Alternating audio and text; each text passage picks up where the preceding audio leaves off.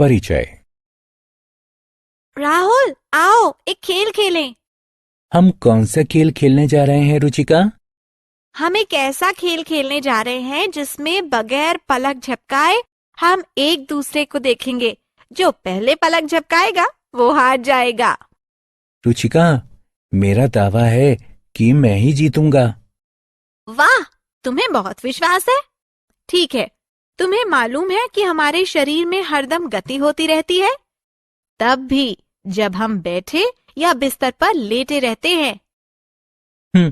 मैं नहीं जानता रुचिका। अच्छा राहुल, तो ये खेल खेलने से पहले आओ तुम्हें शरीर में गति के बारे में कुछ दिलचस्प बातें बताती हूँ। बच्चों, इस पाठ में हम शरीर की गति और गति तथा गमन के बारे में जानेंगे। उद्देश्य: इस पाठ के अंत में आप निम्न करने में सक्षम हो जाएंगे: गति एवं गमन का वर्णन करना, मानव शरीर और उसकी गति की जानकारी प्राप्त करना, विभिन्न प्रकार के जोड़ों को पहचानना, विभिन्न मांसपेशियों एवं उनके कार्य को पहचानना, विभिन्न पशुओं के शरीर की गति को पहचानना, धारा रेखित स्ट्रीमलाइन्ड शरीरों को पहचानना, शरीर में गति। अरे, मिट्टी में केचुए को देखो, ये कैसे रेंगता है। हाँ, जैसे हम चलते या दौड़ते हैं उसी तरह ये केंचुए रेंगते या सरकते हैं। चिड़िया उड़ती हैं, मछलियां तैरती हैं, सांप फिसलते हुए चलते हैं। इन गतियों के अतिरिक्त हम देख सकते हैं कि हम अपने शरीर के विभिन्न अंगों को चलाते फिराते हैं। जैसे जब हम कोई किताब उठाते हैं तो अपने हाथ को चलाते हैं। गति का अर्थ स्थिति में बदलाव है, जबकि गमन का अर्थ शरीर को एक स्थान से दूसरे स्थान पर ले जाना है। मानव शरीर और उसकी गति। हम जानते हैं कि हमारे शरीर का ये रूप हड्डियों, उपास्थि या कुरकुरी यानी कार्टिलेज और मांसपेशियों के कारण है।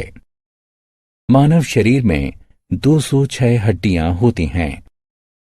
मानव शरीर की सभी हड्डियों के ढांचे को कंकाल कहा जाता है। इसमें खोपड़ी, हाथ की हड्डी, कंधे की हड्डी, पसली पिंजर, श्रोणी हड्डी, रीढ़, टांग की हड्डी और उपास्थि होते हैं। खोपड़ी मस्तिष्क की रक्षा करती है।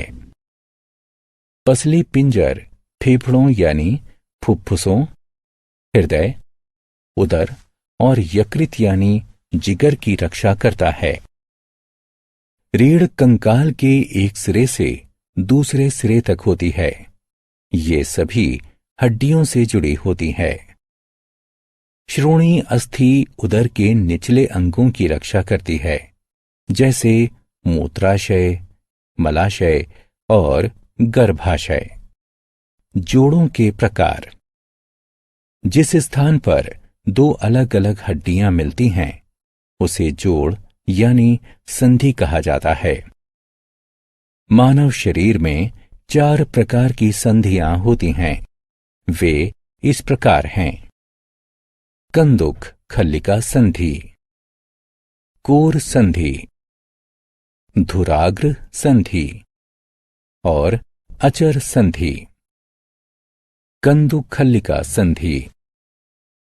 कंदुक खल्लिका संधि में अस्थि का एक सिरा गोल और गेंद की तरह होता है, जो दूसरी अस्थि में प्याले की तरह बने गढ़े से जुड़ा होता है। इससे किसी भी दिशा में गति होती है। कंधे के जोड़ और श्रोणी संधियां कंदुक खल्लिका संधि के उदाहरण हैं।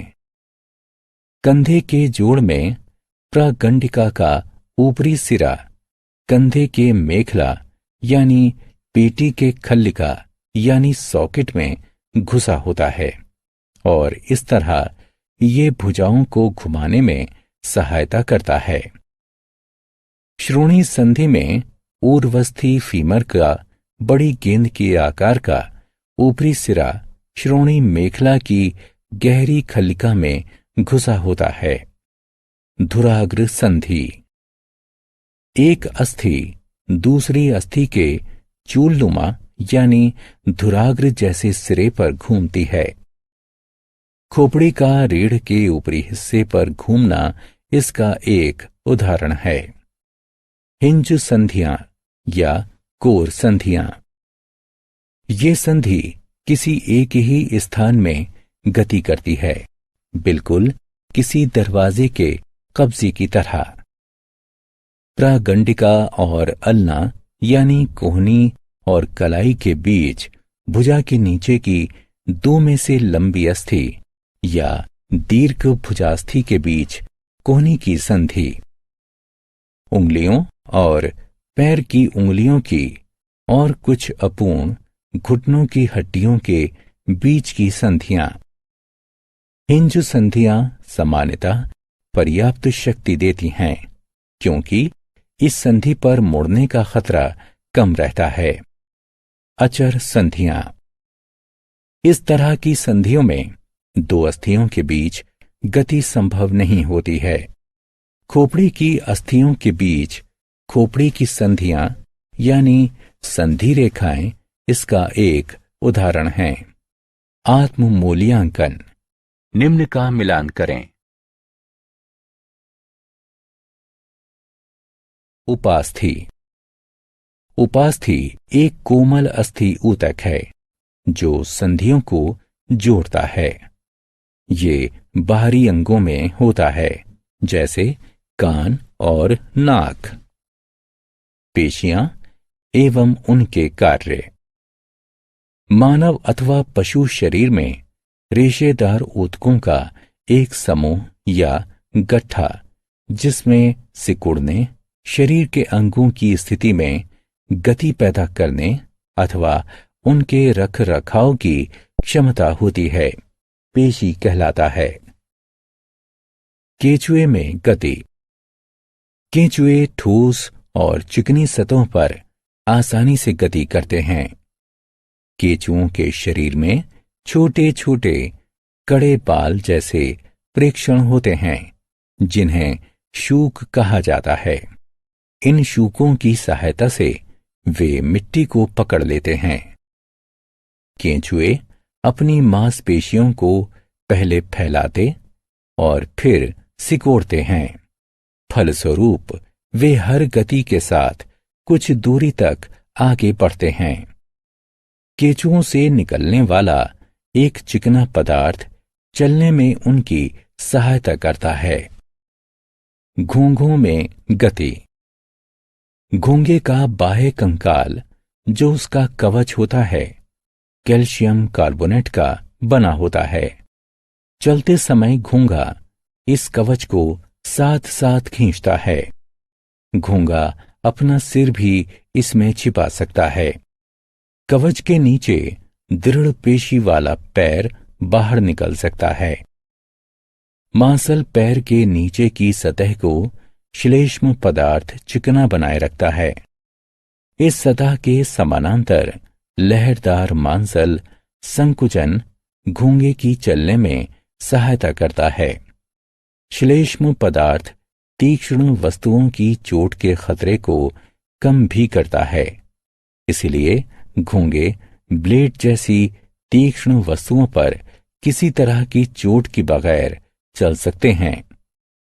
तिलचट्टे में गति।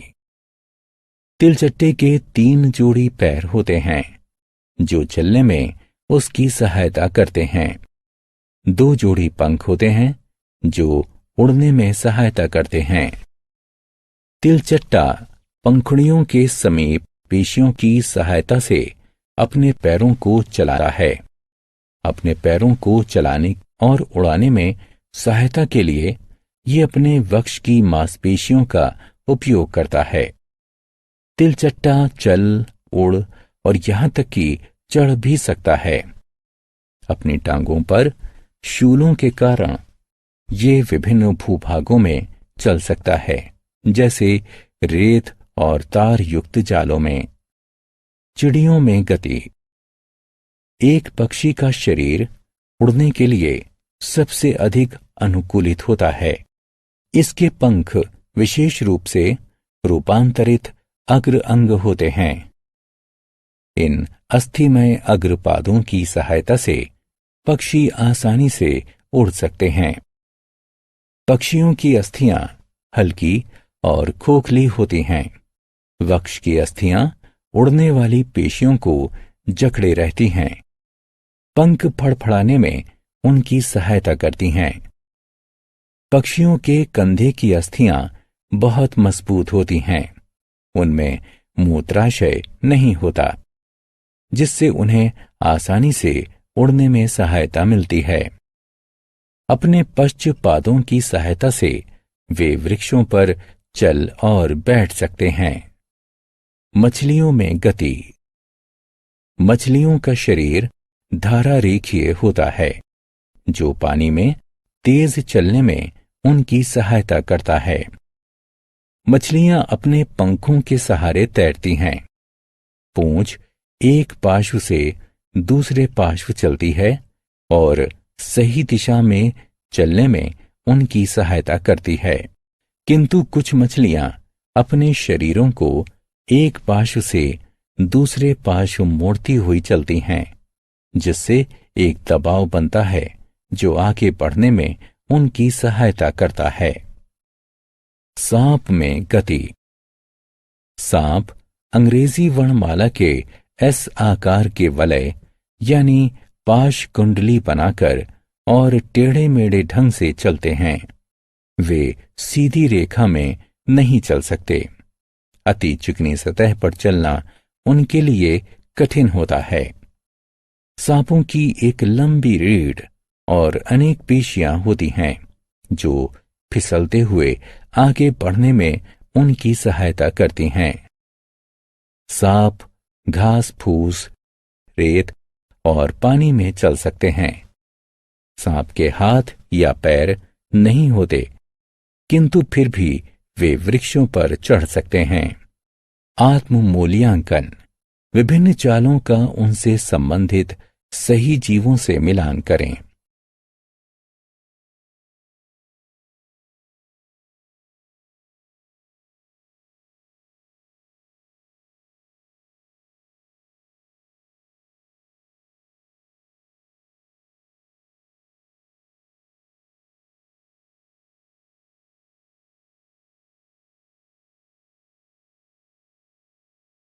सारांश।